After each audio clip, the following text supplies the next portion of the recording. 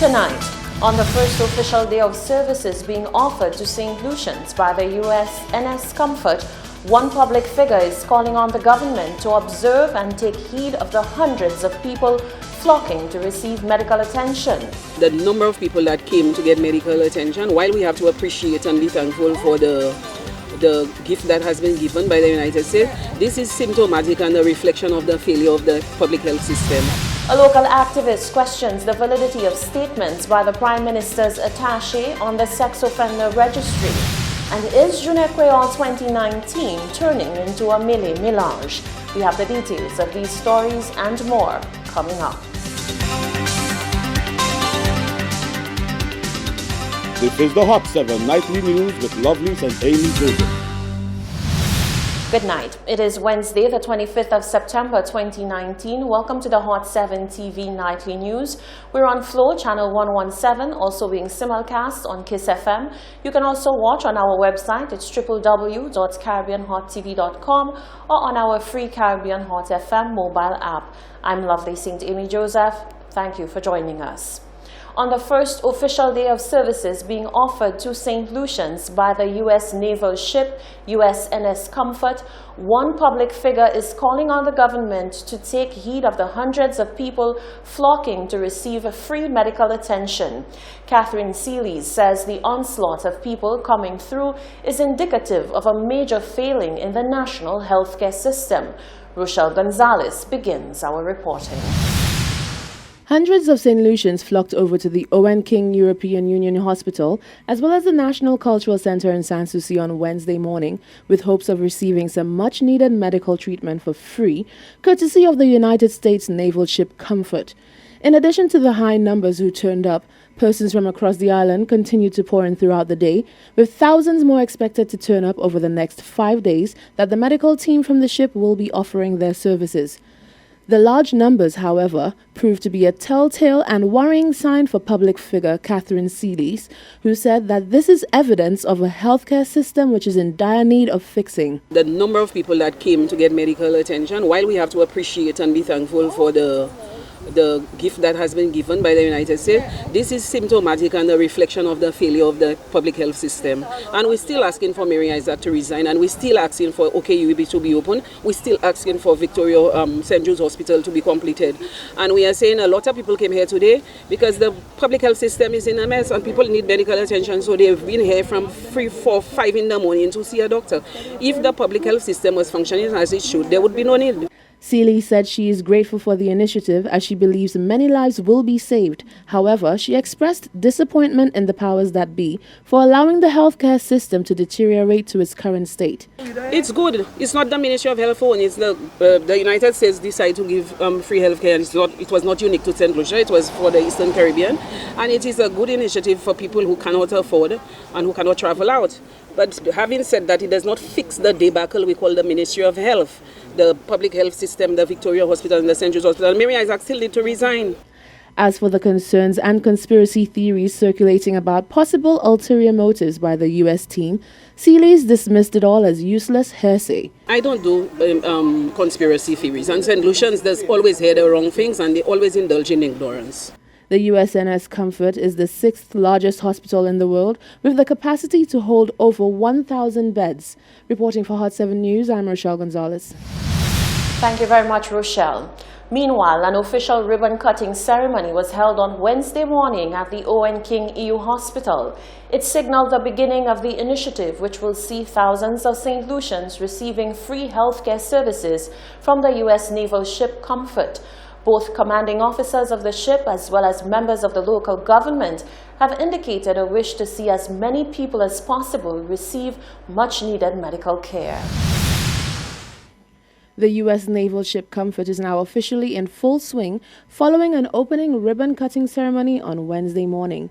The event was hosted at the Owen King European Union Hospital and signaled the commencement of the USNS's week-long stint of offering St. Lucians free medical services. Whilst on island, the team will be providing general services including basic medical evaluation and treatment, preventative medicine, dental screenings and treatments, optometry screenings and eyewear distribution, internal medicine, pediatrics, dermatology, women's health, physical therapy and provision of medication as needed. The team will also be providing diagnostic services and surgical care, as well as diagnostic procedures including CT scans, ultrasounds, X-rays, echocardiogram, laparoscopy, blood, stool, and urine testing. A wide range of minor surgical procedures will also be available. At the ceremony, Commodore Brian Diebold, who is the commander of Task Force 49, thanked the people of St. Lucia for inviting the U.S. to partner with them and for the support of the UNS's first visit to the island. He stated that he has an enthusiastic crew who are ready to extend a hand of compassion and care. We are 3 months into a 5-month mission. Comfort has visited Ecuador, Peru, Costa Rica, Panama, Colombia, Trinidad and Tobago, and Grenada. And during that time, we've had the opportunity to assist over 43,000 people. During this mission stop, our multinational team is partnering with the government of St. Lucia to provide medical, dental, and surgical services. Regional partnerships reflect our enduring promise to one another for a cooperative, prosperous, and secure hemisphere. The USNS Comfort's visit to St. Lucia is one way the United States and our partners are honoring that promise. Comfort's medical team will work alongside the government of St. Lucia and the Ministry of Health personnel for the next week to provide quality medical care to those in need. The Comfort's team is scheduled to provide services here at Dr. Owen King Hospital and also at the National Cultural Center. Additionally, we will conduct various surgical procedures on board the ship. The Comfort's preventive medicine team will conduct community health fairs at the medical sites, as well as conduct what we call subject matter expert exchanges at with the St. Lucian health professionals. Commodore Diebold said the services extended further than surgeries and medical treatments. After thorough coordination with local governmental organizations and the St. Lucian Ministry of Agriculture, the Comfort's veterinary medicine team will promote responsible pet ownership at community health promotions at the medical engagement sites, as well as conduct seminars and community outreach with primary and secondary school children. Permanent Secretary of the Department of Health and Wellness, Felix St. Hill, was present, and during his remarks, he stated that he is hopeful that St. Lucians will take full advantage of the opportunity, especially during this time of change with the island's healthcare system. Of course, we would all wish that this floating hospital, along with the tremendous expertise which have come to visit our shores, was a permanent gift to our people. But as it is not a permanent gift, let us ensure we can maximize its use while it remains in our waters. Notwithstanding the number of people who will be seen during this short period of time, will definitely surpass the number of persons that our own national infrastructure can handle in probably double the time. I am happy to say that this collaborative effort has been met with enthusiasm and great expectation, not only from the patients who will receive care, but also from the large number of agencies who have all participated to make this mission a reality. The USNS boasts a team of nearly 1,000 personnel. Reporting for Hot 7 News, I'm Rochelle Gonzalez. How much is too much to spend on cultural activities aimed at boosting national pride, handing down traditions through generations, and embodying what is inherently St. Lucian? The figure of 600,000 EC was recently announced by Minister for Tourism Dominic Fede as a much-needed increase to the budget for Creole Heritage Month. However, during the media launch for Creole Heritage Month, it was revealed that the allocation may not be trickling down to the organizations tasked with pulling off the cultural event. Solange Alfred tells us more. St. Lucia's rich culture comes alive during the month of October, observed as Creole Heritage Month, with the Folk Research Center taking the reins of leadership and charting the path for cultural activities on island. Many other stakeholders have come on board to make for a more dynamic showcase during the month, namely the Cultural Development Foundation and Events St. Lucia. The budget to facilitate the month-long cultural festivity has been highlighted by cultural activist George Fish Alphonse as one in need of much-needed stimulation. The lack of funding for what is St. Lucian, that culture of ours, I think we need to put just some more funding into it, Most of the organizations are involved in events and events organization, so they know the cost of stage, the cost of lights, the cost of entertainment, So the same cost that applies to Carnival and all of those also applies to Creole Heritage Month. And if Carnival could have that kind of budget, we must ensure that, Creole Heritage Month have been starving, regardless if they tell you we have $300,000. We still starving. We still need some attention. In a previous broadcast of the Hot 7 Nightly News, Minister for Tourism Dominic Fady outlined the budget for Creole Month as $600,000 EC. However, during the Creole Heritage Month press conference, Director of the Folk Research Center, Louise Victor, paints a picture of a less than ideal allowance. The reality is, this is our situation with a set budget, and we're working within those parameters. Can I ask what the budget is? Because in an interview I conducted last week, I think with Dominic Fady, Minister of Tourism, he mentioned to me that the budget was $600,000 EC. I don't know if that's where it is. That is false. Quickly coming to the defense of Minister for Tourism was Senator Fortuna Belrose, who says the figure of $600,000 EC is accurate. However, balances rolling over from previous year arrangements needed to be handled. If you look in the government's budget, the amount for the entire Creole Heritage Program is $600,000. But as you know, when you do events in St. Lucia, the cost implication, the various costs, the agency running the organization may have, costs from the previous year to cover. You understand? So when you look at it in reality, you don't necessarily have the $600,000 because there may have been commitments on that. You understand, in prior year, etc. So we have to understand that. But I think the fact is, in the past, Creole Heritage, what was the budget, 40,000 before?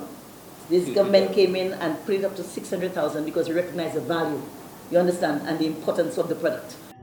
As to the amount allocated to the Folk Research Center for the hosting of the various activities during Creole Heritage Month, the amount was never divulged. Belrose says the CEO of Events Company, Lorraine Sidoni, will provide the information in due time. Reporting for Hot 7 News, I am Solange Alfred. Meanwhile, an announcement in August that Choiseul would be one of the official host communities for Journée Creole was met with approval. Fast forward to the launch of Creole Heritage Month on Wednesday, and key stakeholders seated at the round table announced that Viewfort and not Choiseul will be hosting Journée Creole. Solange Alfred tells us more. The community of Choiseul, in the process of putting house together to host the Grand Fête during Creole Heritage Month, seemingly had the rug pulled from under their feet and instead gifted to the community of Viewfort for a third consecutive year. During the press conference for Creole Heritage Month celebrations, Minister in the Ministry of Culture, Senator Fortuna Belrose, attempts to pacify the situation, stating the pronouncement Choiseul would be a host community was a premature announcement. The community of Choiseul has been haunting me with respect to the fact that they're not on the list. But they got the assurance that they would have been on the list. And so, again, it just spoke to our processes and the way we did it, We went ahead of our time, to make the announcement before we finalize the arrangements. So we have to be mindful of that because people are passionate about the culture. If you look at Journée Creole and you look at the events that we do, people are passionate. They come dressed, they come decked, they come ready, you understand, to be a part and immerse themselves in it. And when we excite them and we drop them, you understand, it hurts. And that is the sentiment I bring today, it's hurting, you know. So we need to get it right, and we need to develop the right formula so going forward, we don't have those issues, you know, plaguing us with our programming. Belrose says the community of Vieux Fort stands prepared to take on the onslaught of persons who are known to travel the South Circuit to enjoy the Creole festivities. Last year, the government of St. Lucia took a decision, and not took a decision, but basically we've recognized in St. Lucia that we have experienced lopsided development for quite some time. Most of our activities and events happen in the north of the island. And the Creole Heritage event is one of the events that really affords us an opportunity, you understand, to reach the masses of the people, yeah, in a significant way. And so Vieux Fort was prepared to become a permanent venue for hosting the Journée Creole events.